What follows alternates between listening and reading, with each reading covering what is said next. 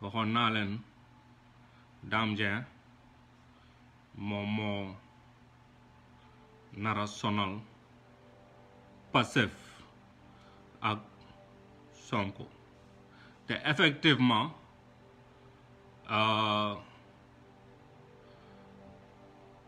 loolu moo am te bu ngeen patienté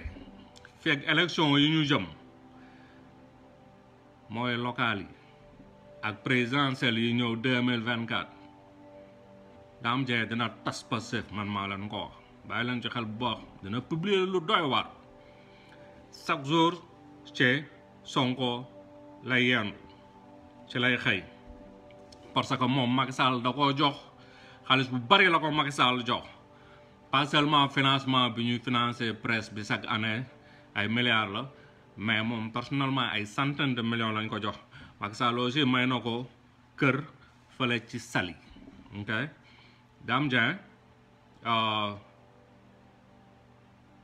pour nga comprendre lan moo tax mu mel nu mu mel naa si ñëw ci kanam tuuti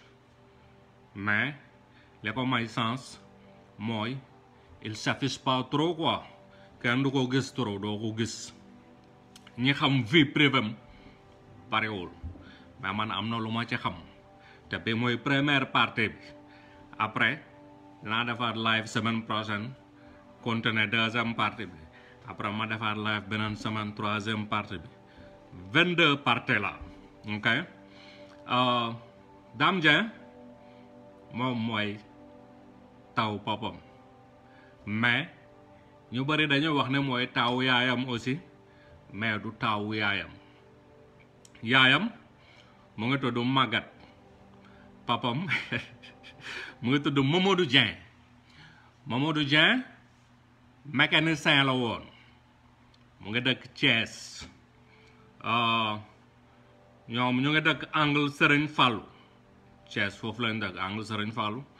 boo fa demee foo laajte que ñoom Dame Dieng xam nañ ko même bu fekkee léegi tuxu nañ léegi tax ñu tuxu aussi dinaa leen ko expliquer yaayu Dame Dieng Maguette sëy na ñaari yoon avant muy sëy ak papay Dame Dieng mais loolu Dame Dieng xamu ko d'ailleurs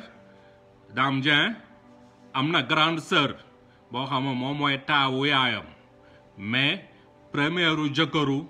yaayu Dame Dieng dafa jël xale boobu dem ak moom c'est un malien yaayu Dame Dieng ndox la doon jaay ak ay sidéem wala ay mango wala ay affaire yooyu garage Dakar foofu la xamante ak papay Dame Dieng donc ci la femme bi jël ëmb bi mu jëlee ëmb mooy Dame mais après bi parent wu yaayu Dame Dieng menacé papay Dame Dieng moom Mamadou Dieng après ñu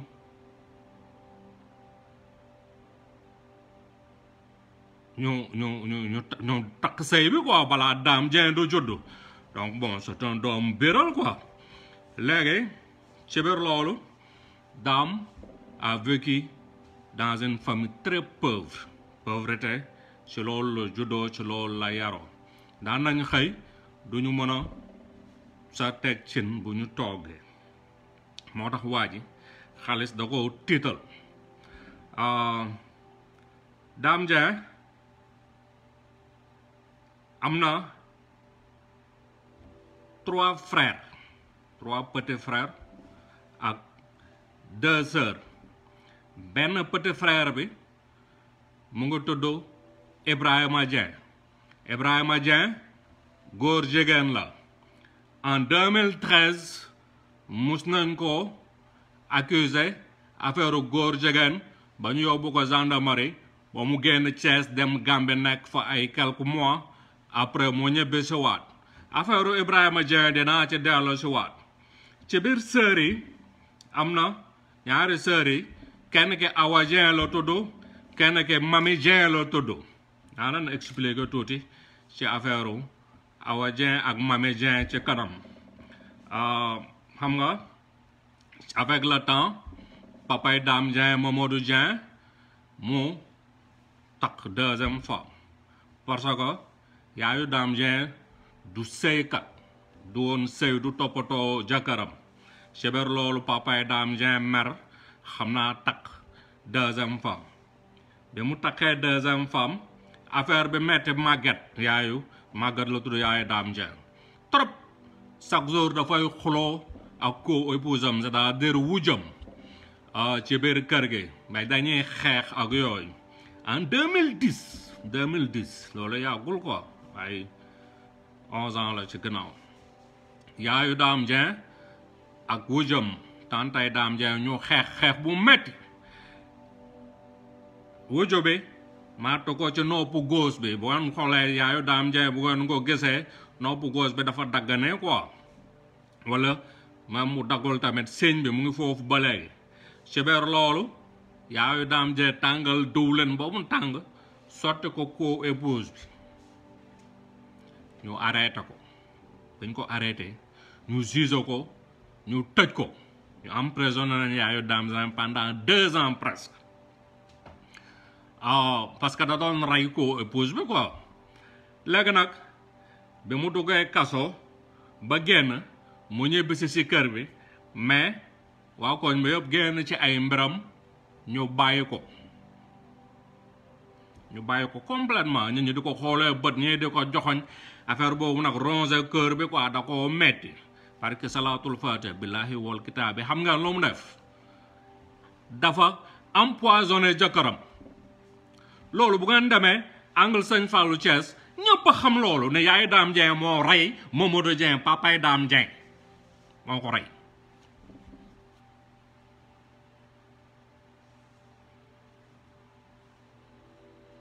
loolu moo ko rey loolu ñi may seetaan ñu nekk Thiès dem leen ci quartier boobu ngeen laajte et vont vous le dire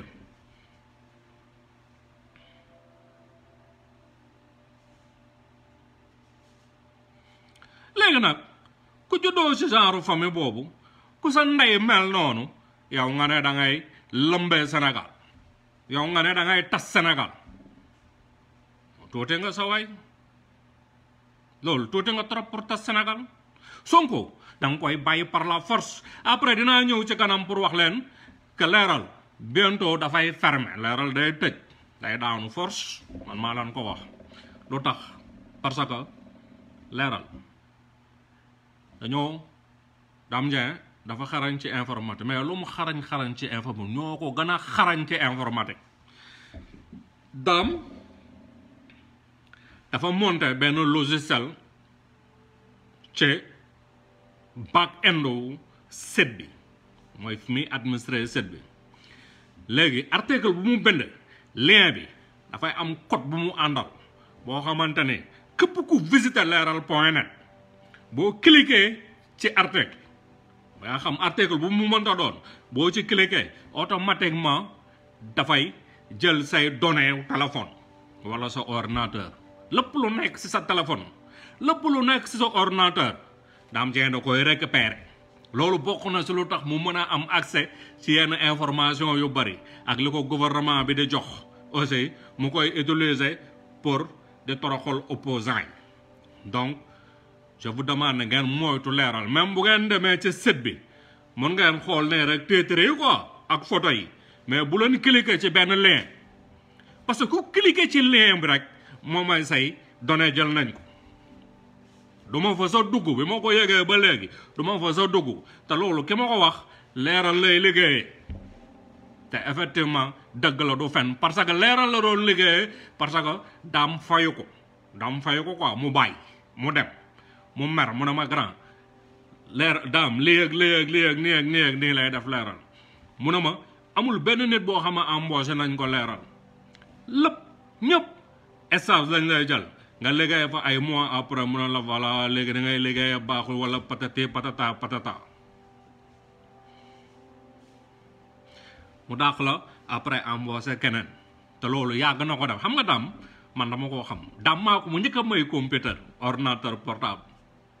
man Ousmane Ba maa ngi États-Unis di ñëw boobu maa ngi koy fekk immeuble Ferdinand Coly bi mooy immeuble Nations Unies bu nekk Liberté 6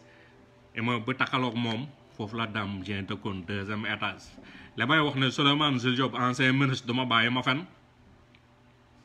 parce que Souleymane Jules Diop moo doon bind article les premiers articles de la Souleymane Jules Diop moo ko doon bind Dame du journaliste quoi technicien la Dame amul sa niveau mu jàngul parce que nongo daara la parce que dafa tëwoon trop bi muy nekk xale ñu jël ko yóbbu ko kooki lañ ko formé mais nag du nitu neen quoi dafa am ay affaire yu mu àndal dafa ànd ak ay rawaan quoi parce que boo ko xoolee sax boo amee gis-gis dëgg da nga koy xam quoi mais doomi xaram la du nit ku baax dafa am problème de reconnaissance ñu ko dimbale ñëpp dans la vie musu see gërëm kenn ñëpp la wor deuxième ordinateur bu mu mës a am ci àdduna Cheikh Amar milliardaire la teg del bi ko secrétaire Cheikh Amar da jox ordinateur bi maa ngi taxaw mu woo ma parce que gis na ma ànd photo ak booy Dame Amar doomu beneen Amar bi moom NMA sendata mu décédé quoi yàlla na ko yàlla yaram mu ne dafa bëgg a bind benn article ci booy bi comme ça papa ji joxe xaalis quoi ma ne ko boo mu dugalee ci affaire u dëmm yooyu rek ma tegal sa ndey moom xam na sax li ma ko wax comprendre nga léegi la même chose la def doomu ma dëkkee ñaay la même chose la def Abdoulaye Sylla bu Ecotrans loolu rek lay def teg der rek xaalis rek ku joxe de plus tey Dame boo ko waxoon sa yaay ñaata lay jar mu jox la prix ba ngeen waxaale boo juboo billahi mu jaay la yaayam il est comme ça de nature noonu la mel voilà loolu mooy première partie wu Dame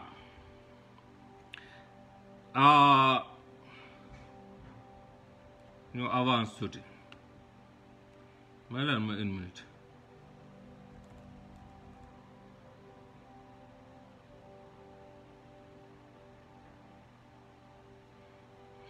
mais ñoom Dame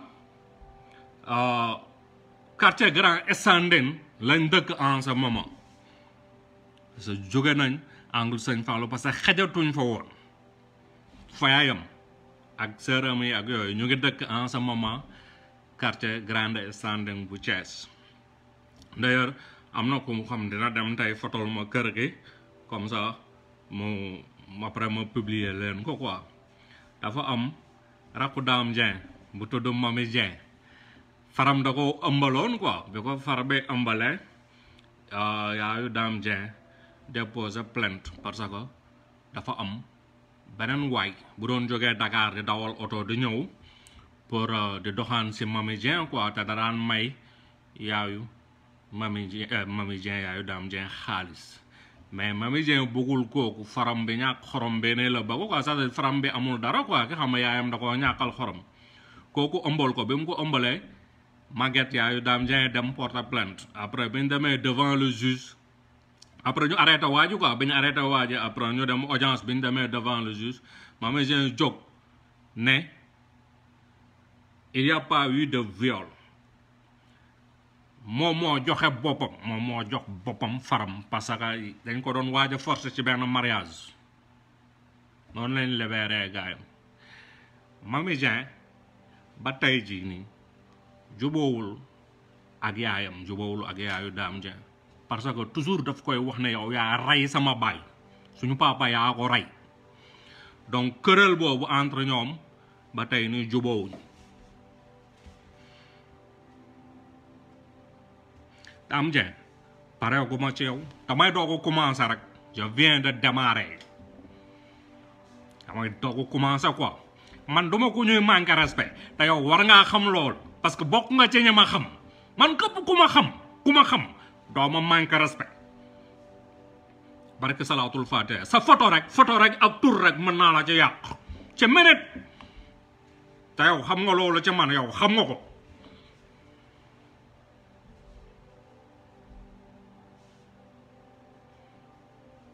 Madina Fall nga ne lu tax que je ne parle pas de Mami Dieng waxal lu tax voilà xam nga man bëgguma sax di dugg ci genre querelle yi quoi parce que affaire góor ñàkk fula ñooy wax genre waxee quoi te man du ma góor boobu man sama personnalité dépassé na loolu quoi mais xam nga benn instant am na nit yoo xamante ni ils disent des choses wala ils font des choses foog ne kenn xamul ci ñoom dara et on les laisse faire et loolu il faut mu arrêter il faut mu jeex dafay jeex day dagg force chaque semaine ma wax ci Dame Dieng loo xamante ne du daj léegi nag vie conjugale am quoi c'est-à-dire vie privée am vie conjugale am vie conjugale Dame dafa discret ñi ci xam dara barewul mais man xam naa lépp naa leen wax koy jabaram naa leen wax nu jabaram tudd naa leen wax ndax am na doom wala amul doom naa leen wax nu dooma tudd naa leen wax ba suñu wax leen nu cuuje bi toll dinaa leen ko wax lépp dinaa leen ko wax léegi nag s'il veut ñu attaque mu attaque ñu attaque rek bu bëggee nekk nit nag ñu nekk nit ànd ak moom man moom amoo dara loo wax ci man parce que lu tax man alhamdulilah rabbil alamin lépp lu doomu aadama waroon wax ci man waxal naa ko sama bopp d'ailleurs livre laa bind dans ma vie fan yii yéen ñi may suivre lire ngeen ko ci sama mur j'ai partagé quelques extraits li ci gën a rafet wax naa ko li ci gën a ñaaw tam wax naa ko mais ça c'est ma vie mënuma ko changer quoi kookoy man c'est ça loolu mooy man quoi mais moo juddoo ba tey jii ma toll ne lépp loo xamante ne vivre naa ko mooy li ciy rafet li ciy ñaaw li ciy whatever lépp bind naa ko waxal ko sama bopp comprendre donc ragaluma lu Dame di bind ak lu mu dul bind moom dafa am site d'actualité ma am site d'actualité bu bindee su ma neexee bind tamit ci moom amul benn problème mais li ma war a wax ci moom dinaa ko wax ci moom comme ça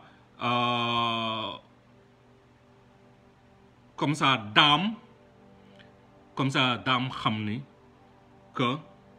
ñun aussi am na lu ñu xam ci moom ok te mu ñu bàyyi Ousmane Sonko ba ñuy attaqué Ousmane Sonko ñu ne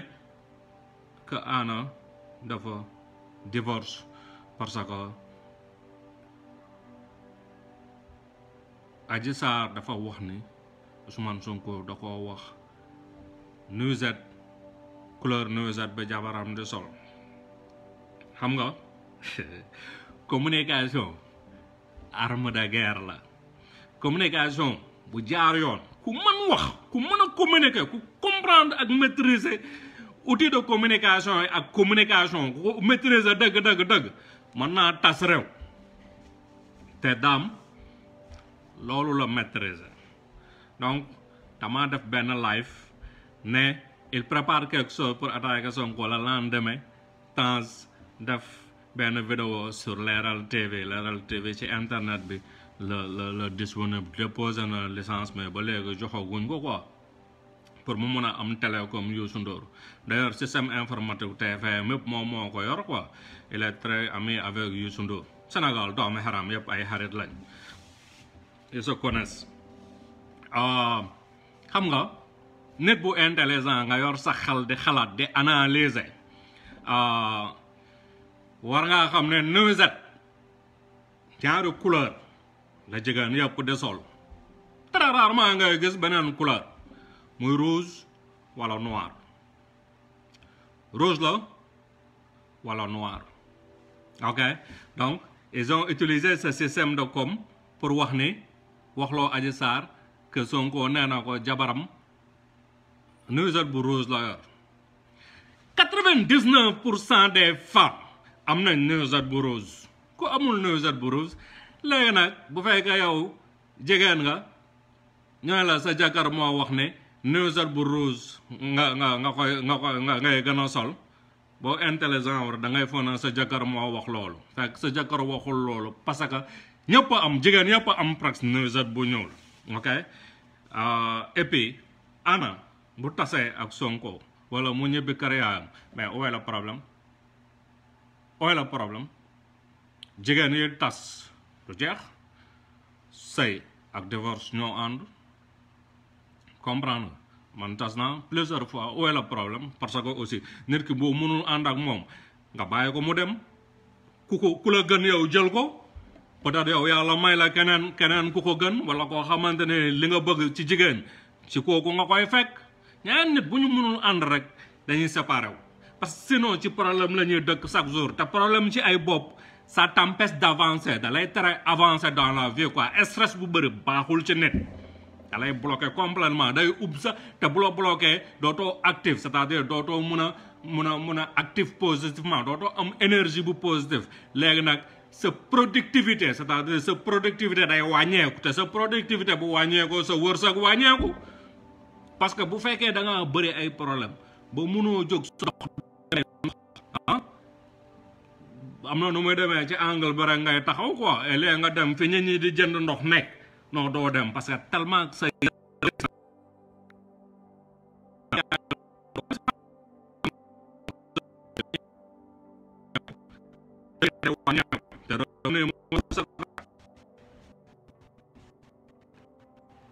moo tax bu ngeen mënul ànd rek séparé wu leen yaayu Dame Dieng tas na ñaari yoon avant muy sëy ak papay Dame Dieng te bi muy sëy ak papay Dame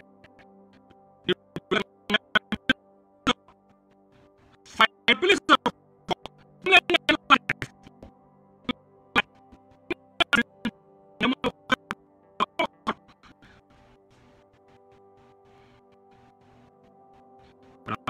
moo tax ma ne leen maintenant il faut Dame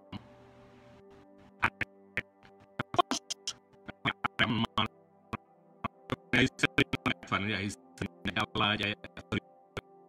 bëccëg suba quoi c'est un tapé 2 minutes la nii la toll nii la toll